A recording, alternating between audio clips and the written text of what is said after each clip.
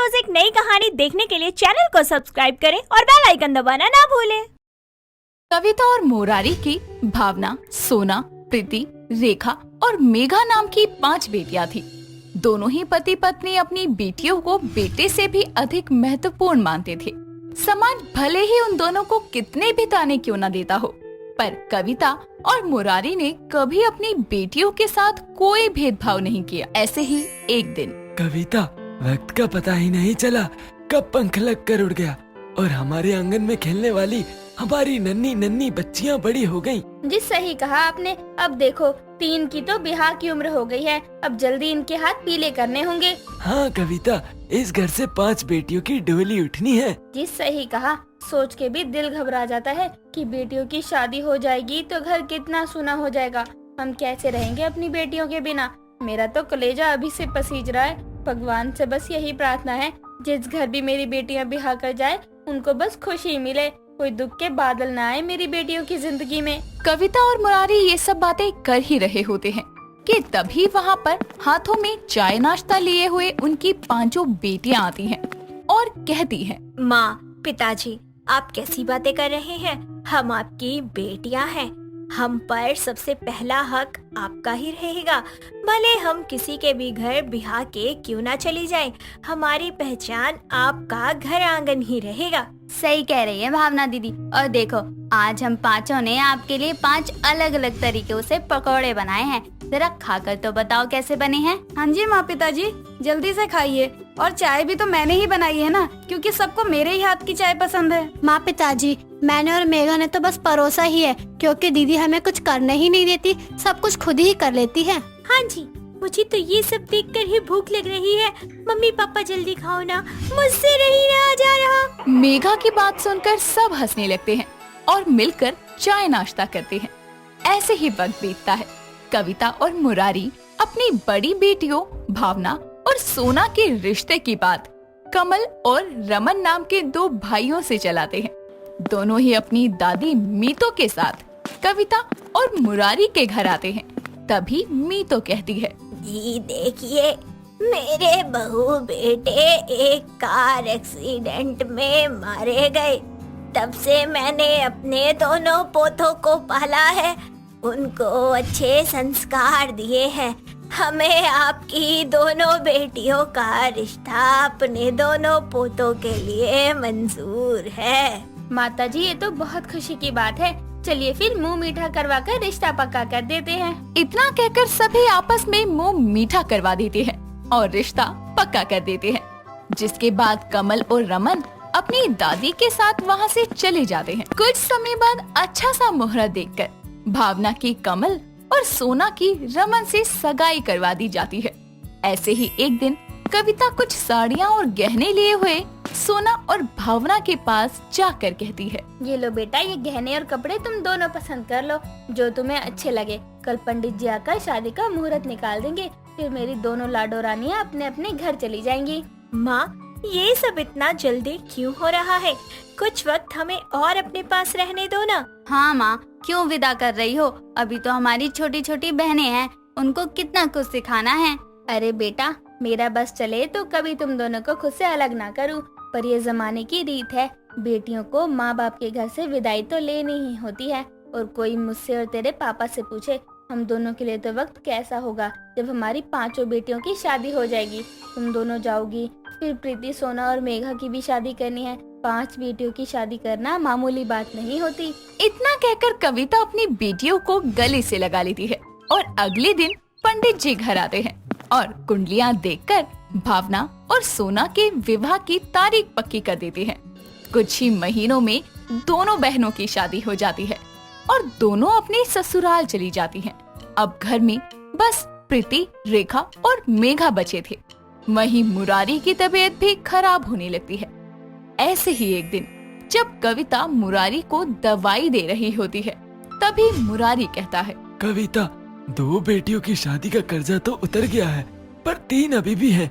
मेरी तबीयत अगर ऐसे ही खराब रही तो कैसे बात बन पाएगी? जी आप क्यों चिंता करते हो, सब ठीक हो जाएगा। हमारी बेटियों की शादी भी होगी और आप भी ठीक हो जाएंगे। मेरी जिंदगी की बस एक ही ख्वाहिश है कविता, कि मैं अपनी 5 बेटियों का घर बसते हुए देखूं। फिर चाहे मुझे मौत भी आ जाए तो गम नहीं। यूं ही वक्त गुजरता है। कविता और मुरारी प्रीति के लिए भी योग्य वर की तलाश करने लगते हैं। तो वहीं मुरारी की तबीयत भी दिन पर दिन खराब होती जाती है। जैसे तैसे करके प्रीति का रिश्ता भी वो एक अच्छे घर में तय करवाता है, पर बीमार हो जाने के कारण अब घर में धन की कमी आ गई थी, जिस वजह से किसी को भी बिना बताए मुरारी और कविता मिलकर अपना घर गिरवी रख देते हैं और अपनी बेटी की शादी धूमधाम से कर देते हैं। ऐसे ही एक दिन जिस सेठ के पास मुरारी ने घर गिरवी रखा था, वो उनके घर आता है और मुरारी से कहता है, देखो मुरारी, तुमने 8 महीने का कहकर मुझे अपना घर गिरवी रख कर लिया था, पर फिर भी मैंने रहम खाकर तुम्हें 10 महीने का समय दे दिया। पर तुम तो बेशरम ही हो गए हो। मेरे पैसे दो, अब मैं और इंतजार नहीं कर सकता। सेठ जी, जानता हूँ बहुत देर हो गई है, पर मैं आपकी पाई पाई चुका दूंगा। बस थोड़ा समय और दे दो। दे दो तो ही अच्छा है, नहीं तो तेरे ये जो 5 बेटियों की शादी का सपना है ना, ये सपना ही बनकर रह जाएगा। क्योंकि बिना पैसे लिए तो मैं तुझे कुछ भी नहीं करने दूंगा, और जो घर से बेदखल करूंगा वो अलग। इतना कहकर सेठ वहाँ से चला जाता है, पर रेखा और सोना छुपकर सेठ और अपने पिता की सारी बातें सुन लेती हैं और दोनों वहाँ से अपने कमरे में चली जाती हैं और रोते हुए एक दूजे से कहती हैं, देखा, पिताजी ने हम सबकी खुशी के लिए खुद को कितनी बड़ी मुसीबत में डाल दिया। वो सेठ उनसे कैसे बात कर रहा था, कैसे सुना रहा था। बेटी होने का भी कितना बड़ा कर्ज होता है माता पिता पर, और फिर उनकी शादी तो उससे भी बड़ा कर्ज है माता पिता पर। इससे पहले कि बात और खराब हो जाए, हमें जल्दी से सब दीदी को फोन करके सारी बात बतानी होगी। इतना कहकर मेघा और रेखा जल्दी से अपनी बहनों को कॉल करती हैं और उन्हें सारी बात बताती हैं। जिसके बाद भावना, सोना और प्रीति तीनों अपने अपने पतियों के साथ मायके में आकर रोते हुए कहती हैं, माँ, पापा, ये सब क्या है? आप लोगों ने इतना बड़ा कदम उठा लिया हमारी खुशी के लिए, और हमें एक बार बताना जरूरी भी नहीं समझा। आपने बस हमारी खुशी के लिए ये सब किया ताकि हमें कोई दुख ना हो, पर जो दुख आपको हो रहा है उसका क्या आपको ऐसे तकलीफ में देखकर हम खुश रह पाएंगे? बोलिए। आपने हमारे लिए बहुत कुछ कर लिया, अब हमारी बारी है आपके लिए कुछ करने की, आपको खुशियाँ देने की। आपने जितना भी किया अपनी बेटियों के उज्जवल भविष्य के लिए, उसे हम पूरा करेंगे। अपनी बेटियों की बात सुनकर कविता और मुरारी की आंखें खुशी के आंसुओं से भीग जाती है। जिसके बाद सभी मिलकर पैसे जमा करते हैं और कुछ ही दिनों में पूरी रकम जमा हो जाने पर सेठ को लौटा देते हैं और सेठ के पास रखे घर के कागजात वापस ले लेते हैं। भावना कागजात देते हुए कहती है, ये लीजिए पापा, आपकी अमानत। ये महज आपका घर नहीं, हमारा बचपन, हमारी खुशियाँ, हमारी यादें सब यही हैं। यही हमने आपका हाथ पकड़कर चलना सीखा है और माँ के आंचल में छुपकर यही सोए हैं हम। जी पापा, और रही बात मेघा और रेखा की शादी की, तो उसे भी हम मिलकर करेंगे। आपका अपनी 5 बेटियों की शादी धूमधाम से करने का सपना जरूर पूरा होगा पिताजी, और हम सब मिलकर पूरा करेंगे। इतना कहकर तीनों अपने माता पिता के गले लग जाती हैं। कुछ वक्त बाद तीनों बहनें मिलकर मेघा और रेखा के लिए भी योग्य वर तलाश करती हैं और धूमधाम से उसकी शादी करवा देती है। अपनी 5 बेटियों को खुश और विवाहित देखकर मुरारी को भी राहत की सांस आती है। ऐसे ही विवान ऑफिस जाने के लिए तैयार होने लगता है। बारिश में भीगने से विवान बार बार छींक मारे जा रहा था कि तभी उसके कमरे में देवकी आती है और उससे कहती है, मेरी तो एक बात तो मानता ही नहीं। तुझे कितनी बार बोला है मैंने कि मत भीगा कर बारिश में, लेकिन तुझे तो समझ ही नहीं आता। माँ, आपको तो पता है ना कि मुझे बारिश में भीगना कितना पसंद है। जाने मन है बारिश मेरी। हाँ हाँ, बचपना तो गया ही नहीं तेरा। जब तू छोटा था ना, तब भी तेरी यही आदत थी, कितना भी मना कर लो लेकिन मानता ही नहीं था। मेरा दिमाग खराब हो गया ना किसी दिन, तब बिल्कुल भी नहीं देखूंगी कि तू बड़ा हो गया है। लगा दूंगी 2-4 कान के नीचे तेरे। माँ, आप तो डरा रही हो मुझे। आप जितना मर्जी मार लो, आपकी तो मार में भी प्यार है। बिल्कुल अपने बाप पे गया है। उनको भी बारिश बहुत ज्यादा पसंद थी। वो भी ऑफिस जाते थे तो भीग कर ही जाते थे ऑफिस। हाँ, तो उनका बेटा हूँ, वैसा ही रहूँगा। लेकिन याद रखियो, मैं भी तेरी माँ हूँ। अगर मुझे फिर से भीगा हुआ नजर आया ना बारिश में, तब बताऊंगी तुझे। ऐसे ही थोड़ी देर के बाद विवान अपनी कार लेकर निकल जाता है और दूसरी तरफ कीर्ति भी अपनी स्कूटी लेकर निकल जाती है। कीर्ति को आज बहुत ही ज्यादा लंबा सफर तय करना था। मौसम भी बहुत खराब हो रहा था कि अचानक कीर्ति की स्कूटी बंद हो जाती है। वो उतरकर चेक करती है और उसे कुछ समझ नहीं आता, तो वो आसपास मैकेनिक की दुकान ढूंढने लगती है, मगर आसपास ना होने की वजह से उसको स्कूटी खुद हाथ से चलाकर आगे तक जाना पड़ता है। उसको आगे जाकर एक मैकेनिक की दुकान दिखाई देती है। मैकेनिक कीर्ति की स्कूटी को चेक करता है और फिर उससे कहता है, मैडम टाइम लगेगा इसमें तो। ठीक है भैया। तभी जोर से हवाएं चलने लगती हैं और बादल गरजते हैं। साथ ही टिप टिप बारिश भी शुरू हो जाती है। कीर्ति आसमान की तरफ देखकर बुरा सा मुंह बनाती है।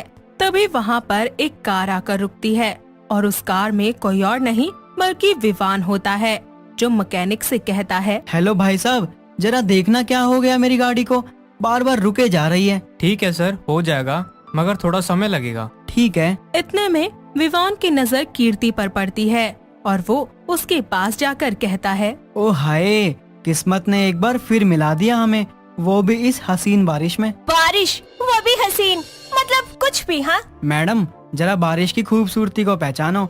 अच्छा ये बताओ, तुम्हारा कोई बॉयफ्रेंड है क्या? जी नहीं, मेरा कोई बॉयफ्रेंड नहीं है। ओह अच्छा है, फिर तो क्या ही अच्छा लगेगा।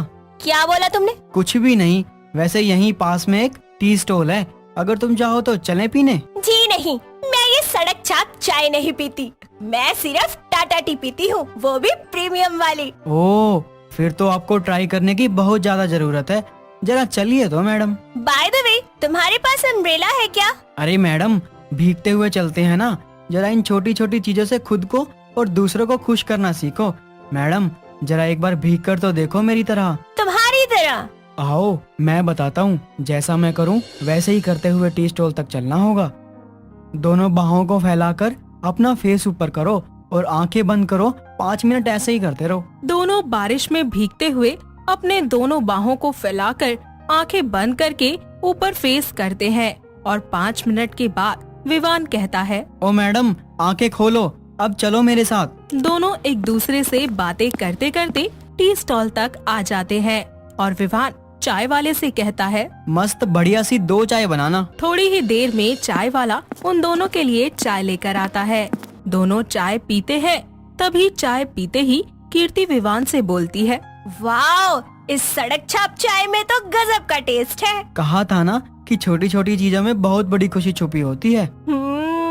वैसे तुम्हारा नाम क्या है? कीर्ति। और तुम? मैं विवान। तुम्हें पता है विवान, मैं हमेशा अपने काम में इतना बिजी रहती थी कि कभी बाहर की दुनिया को देखा ही नहीं कि इस दुनिया में भी कितनी खूबसूरत खूबसूरत चीजें हैं जिनसे हमें खुशी मिल सकती है। आज पहली बार तुमने मुझे इसका एहसास करवाया है।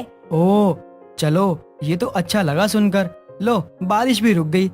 वैसे तुमने कभी ऐसे मौसम में भुट्टे खाए हैं? कभी ट्राई नहीं किया। तो ट्राई कर लो, वो देखो उस सड़क पर भुट्टे भुने जा रहे हैं। यार बोला ना, मैं ऐसी सड़क छाप चीजें नहीं खाती। अरे यार, ट्राई तो करो ना, अच्छा लगे तो कहना। विवान के कहने पर कीर्ति भुट्टा खाने के लिए तैयार हो जाती है। दोनों मिलकर भुट्टे खाने लगते हैं और साथ ही बातें भी करते हैं। इसी तरह शाम हो जाती है और इसी बीच विवान के फोन पर मैकेनिक का कॉल आता है और वो कहता है, हाँ भाई साहब, आपकी कार ठीक हो गई है और मैडम का बोल देना, उनकी स्कूटी अब कल ही ठीक हो पाएगी, आ जाओ आप लोग। विवान फोन काट देता है और कीर्ति से बोलता है, यार कीर्ति, मैकेनिक का फोन था, मेरी कार तो बन गई मगर तुम्हारी स्कूटी नहीं ठीक हुई। अब कल तक का वेट करना होगा तुमको, तो मैं तुम्हें अपनी कार से ड्रॉप कर दूंगा। ठीक है। थोड़ी देर के बाद विवान और कीर्ति दोनों ही कार की तरफ बढ़ने लगते हैं और जैसे ही विवान कार के अंदर बैठता है वैसे ही बारिश शुरू हो जाती है। तभी कीर्ति विवान से कहती है, विवान, अब जाते जाते बारिश शुरू हो ही गई है, तो क्यों ना थोड़ा भीग लिया जाए। विवान और कीर्ति दोनों ही अपनी बाहें फैलाकर फेस ऊपर की तरफ करके बारिश को खुशी से महसूस करते हैं। इसी तरह थोड़ी देर के बाद दोनों वहाँ से निकल जाते हैं। विवान कीर्ति को उसके घर ड्रॉप करता है। कीर्ति भीगी हुई खुशी से अंदर जाती है और उसके पापा उसे ऐसे भीगे हुए देखकर खुश हो जाते हैं और बोलते हैं, लगता है गुड्डी आज कुछ ज्यादा ही खुश है। मगर एक बात समझ नहीं आई कि जब तू भीग कर आती थी तो तेरा तो मुंह बन जाता था और आज तू बड़ी खुश है। आखिर बात क्या है? डैडा, आज मैंने बारिश की खूबसूरती को महसूस किया है। आज मुझे बारिश बहुत अच्छी लगी और मुझे उससे प्यार हो गया। ऐसा लग रहा है जैसे ये बार बार मुझे यही बताने के लिए आ रही थी कि मुझे भी पहचानो, मैं तुम्हारी जिंदगी का बहुत इम्पोर्टेंट हिस्सा हूँ। इतना बोलकर कीर्ति छत पर चली जाती है और खुद से कहती है, आखिर इतनी भी बुरी नहीं है ये बारिश। ये मिट्टी की खुशबू, ये टिप टिप बूंदे, ये खुला आसमान बहुत खूबसूरत है। कीर्ति आंखें बंद करके बारिश का मजा ले रही होती है कि उसकी आंखों में विवान के साथ बिताए हुए सारे पल उसे याद आने लगते हैं। तभी उसके पापा उसे आवाज लगाकर कहते हैं, गुड्डी नीचे आ जा। हाँ हाँ डैडा, आ रही हूँ। अच्छा, लग गई ना सर्दी तुझे? चल गरम गरम हल्दी का दूध पी ले। आ गई, बस चेंज कर लूं। कीर्ति कपड़े बदलकर गरम गरम हल्दी वाला दूध पीने लगती है और अपने पापा से कहती है, पता है डैडा, आज मैंने सड़क छाप चाय पी और फिर भुट्टे भी खाए और बारिश को बहुत अच्छे से महसूस किया और बहुत बहुत बहुत सारा एंजॉय किया। सच में आज मुझे बहुत अच्छा लग रहा है। पहली बार किसी ने मुझे एहसास करवाया है कि खुशियाँ हमारे आसपास ही छुपी होती हैं, बस उन्हें तलाशने भर की देर है। कहीं तुझे किसी से प्यार तो नहीं हो गया या फिर बारिश से? पापा की ये बात सुनकर कीर्ति शांत हो जाती है और सोच में पड़ जाती है। तो वहीं दूसरी तरफ विवान भी कीर्ति के साथ बिताए हुए वक्त को याद करता है और खुश होता है। जूही बहुत ही सुंदर और प्यारी लड़की थी और उतने ही प्यारे थे उसके बाल, जो कि घुटनों तक आते थे, साथ ही जिनसे वो बेहद प्यार करती थी। पर इसी के साथ वो उनसे बहुत ज्यादा परेशान भी रहती थी क्योंकि उसके लंबे बालों में थी मोटी मोटी जुएं। ऐसे ही एक दिन जूही की माँ पुष्पा उससे कहती है, अरे जूही, तुझे ये बदबू आ रही है क्या? मेरा तो दम घुट रहा है। आय हाय। माँ, वो बदबू मेरे बालों से आ रही है। वो मेरी सहेली सीमा है ना, उसके देवर की भाभी की पड़ोसन ने बताया था कि अगर बालों में गाय के गोबर में मुल्तानी मिट्टी और एलोवेरा मिलाकर लगाया जाए ना तो जुएं मर जाएंगी। तू दिमाग से पैदल है क्या? किसी भी एरे गहरे की बात मान लेती है और कुछ भी लगा लेती है। आज कोई कह रहा है मट्टी लगा लो, कल को कोई कहेगा टट्टी लगा ले, तो क्या वो भी लगा लेगी? पर माँ, ये परवर कुछ नहीं। तुझे 1000 बार बोला है, एक बार गंजी हो जा, तेरी सारी जुएं चली जाएंगी, फिर तेरे नए बाल आ जाएंगे। पर तू किसी की सुनती कहाँ है? माँ, मैं अपने बालों से बहुत प्यार करती हूँ, मैं नहीं कटवाऊंगी। सब मेरा मजाक बनाएंगे, मुझे गंजी गंजी बोलेंगे। जुओं का तो पता नहीं, पर अगर अब तूने अपना सर नहीं धोया ना तो मेरे हाथों से तू मर जाएगी। जा जाकर अपना सर धो। जूही सर धोने के लिए चली जाती है। इतनी मेहनत और लाखों कोशिशों के बाद भी उसके सर की जुएं खत्म नहीं होती। और एक दिन जूही का प्रेमी मयंक उससे कहता है, जूही, तुमने कहा था तुम्हारे सर की जुएं खत्म होते ही तुम मुझसे शादी कर लोगी। जुओं का तो पता नहीं, पर मेरी उम्र खत्म हो रही है। अब मैं अपनी माँ को नहीं टाल सकता। या तो मुझसे शादी करो या मैं किसी और से शादी कर लूंगा। नहीं मयंक, ऐसा मत कहो। मैं तुमसे प्यार करती हूँ, पर मेरी जुएं, उनका क्या करोगे? तुम क्यों इतनी टेंशन लेती हो? जब पति पत्नी सुख दुख बांट सकते हैं तो जुए भी बांट लेंगे। जूही बहुत खुश हो जाती है और मयंक को गले लगा लेती है, जिसके बाद परिवार की रजामंदी से दोनों की शादी हो जाती है। लेकिन शादी वाली रात मयंक सर खुजाता रहता है और सो ही नहीं पाता, जिसके कारण उसकी आंखें सूज जाती हैं। सुबह के समय जब वो डाइनिंग रूम में बैठे होते हैं तो मयंक की माँ उनसे पूछती है, क्या बात है बेटा, तेरी आंखें बड़ी सूजी हुई लग रही हैं। लगता है बहू ने रात में सोने नहीं दिया। जूही बेटा, मैं बहुत मॉडर्न सास हूँ और बहुत फ्रेंडली भी, तो मेरी बातों का इतना माइंड मत करना। जी माँ जी। मयंक अपना नाश्ता करता है और सर खुजाते हुए वहाँ से चला जाता है। तभी एक जूं फर्श पर गिर जाती है और नेहा ये देख लेती है। साथ ही उस जूं को उठाकर वो जूही से कहती है, अरे बहू, ये तो जू है और हमारे घर में जू कहाँ से आ गई? अरे नहीं माँ जी, ये जुए नहीं है, ये तो कोई चीटी वीटी है। बेटा ज्यादा तेज मत चल, और सच बता दे, तेरे सिर में जुए हैं ना? जी माँ जी, मुझे जुए हैं। मैंने लाख कोशिशें कर ली मगर ये जुए जाती ही नहीं। एक बात बता, तेरे घर वालों ने तेरा नाम जूही इसलिए तो नहीं रखा क्योंकि तेरे सर में जूही भरा हुआ है? माँ जी प्लीज घर वालों पर मत जाइए। अरे बेटा, तू चिंता मत कर, मेरे सामने तो इंसान नहीं टिक पाते, ये तो फिर भी जू हैं। सच में माँ जी, आप मेरी जुए खत्म करने में मेरी मदद करेंगी? वाओ, मैं कितनी लकी हूँ, मुझे आप जैसी सासू माँ मिली। आइए गले लग जाइए। अरे दूर हट, जब तक ये जुए खत्म ना हो तब तक ये चिपका चिपकी मत करियो। नेहा जूही को घेर कर बैठ जाती है और कंघी की मदद से उसके सर की सारी जुएं निकालने लगती है। अब नेहा जुएं निकालती और जूही उन जुओं को मारती। ऐसे ही सुबह से शाम हो जाती है पर जूही के सर की जुएं खत्म ही नहीं होती, जिसके बाद नेहा और जूही दोनों थक जाते हैं। तो जूही नेहा से कहती है, माँ जी शाम हो गई, क्या बनाऊं? मयंक भी आते होंगे। बेटा एक काम कर, तू जीरा डाल के चावल बना ले और दाल बना ले। जूही खाना बनाने के लिए चली जाती है। शाम होती है और मयंक भी दफ्तर से वापस आता है। सभी खाने की टेबल पर खाना खाने के लिए बैठ जाते हैं। नेहा ने सारा दिन जूही के सर से जुएं निकाली होती है, जिस वजह से उसको दाल और चावल में जीरे की जगह भी जुएं दिखने लगती है। तो वो अचानक ही बोल पड़ती है, कोई मत खाना इसे, इसमें जुए हैं। इतना कहकर वो वहाँ से चली जाती है और थक कर अपने कमरे में सोने लगती है। पर नेहा सारी रात सर खुजाती रहती है क्योंकि जूही के जुएं निकालते वक्त कुछ जुएं नेहा के सर में चढ़ जाती हैं। सुबह होती है, जिसके बाद सारा परिवार सर खुजा रहा होता है। ऐसे ही अब मयंक से सब्र नहीं होता तो वो जूही से कहता है, जूही बस बहुत हुआ, थोड़ी जुएं तो ठीक हैं, पर तुम्हारे सर में तो जुओं का यूनिवर्स है। पर तुमने तो शादी से पहले कहा था कि तुम हमेशा मेरा साथ दोगे। साथ? कैसा साथ? तुमको तो जुओं की ऐसी आदत है कि तुमको खुजली तक नहीं होती, पर मैं और मेरी माँ कुछ दिनों में ही खुजा खुजा के मर जाएंगे। और तो और अब मेरी माँ को खाने में भी जुएं नजर आती हैं। तो क्या मेरी गलती है इसमें? अगर मेरे सर में जुए हैं तो बताओ क्या करूँ मैं? कटवा दो या जुल्फें, जान है तो जहान है। बाल तो फिर आ जाएंगे, पर मेरी माँ पागल हो गई तो ठीक नहीं हो पाएंगी। तुम चाहते हो मैं अपने बाल कटवा दूं? सब मुझे गंजी टकली बोलकर मेरा मजाक उड़ाए। इतना कहकर जूही रोते हुए अपने कमरे में चली जाती है और मयंक उदास होकर बैठ जाता है। इतने में ही वहाँ पर नेहा आती है और कहती है, क्या हुआ बेटा, तू ऐसे क्यों बैठा है? क्या बताऊँ माँ, मैंने जूही से हर हाल में उसका साथ देने का वादा किया था, पर मैं और आप दोनों ही उसके जुओं की वजह से बहुत परेशान हैं। आप बताइए मैं क्या करूं? बेटा अगर तूने उसका साथ देने का वादा किया है ना, तो तुझे उसका हर हाल में साथ देना होगा। पर माँ वो कैसे?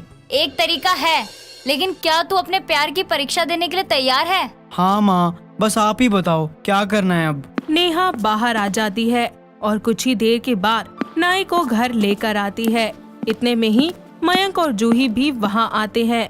तो जूही कहती है, माँ जी आप नाई को लेकर क्यों आई हैं? तेरे बाल कटवाने। प्लीज माँ जी ऐसा मत करिए, मैं बाल नहीं कटवाऊंगी, प्लीज सब मुझे चिढ़ाएंगे। अरे चिढ़ाएंगे तो तब ना, जब तू अकेली गंजी होगी, तेरे साथ तेरा पति भी गंजा होगा। पर माँ जी मेरी वजह से मयंक सजा क्यों भुगतेंगे? एक काम कीजिए, आप मुझे गंजा करवा दीजिए, लेकिन मयंक जी को नहीं। चुप करो तुम, मैंने तुम्हारा साथ देने का वादा किया था और मैं दूंगा। माँ आपने बहुत अच्छा किया, ये रास्ता पता नहीं मुझे क्यों नहीं सूझा। ओ नाई, एक काम कर, मेरे बाल भी काट दे।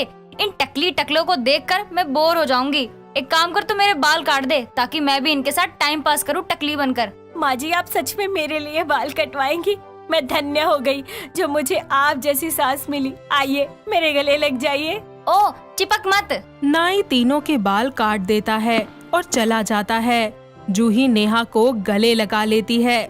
कुछ ही महीनों के बाद एक बार फिर से जूही के सर पर बाल लहराने लगते हैं और नेहा उसे कहती है, बहू अब फिर से अपने बालों में जुएं आने मत दियो, क्योंकि मैं अब दोबारा अपनी ब्यूटी और बालों का दान करने वाली तो बिल्कुल भी नहीं हूँ। इतने में ही मयंक ऑफिस से सर खुजाता हुआ घर आता है और कहता है, माँ जूही लगता है मुझे ऑफिस से जुएं हो गई हैं। हे भगवान, दोस्तों, अगर आपको ये कहानी पसंद आई तो इसे लाइक करें, शेयर करें और कमेंट करके बताएं कि कहानी में आपको सबसे अच्छा क्या लगा।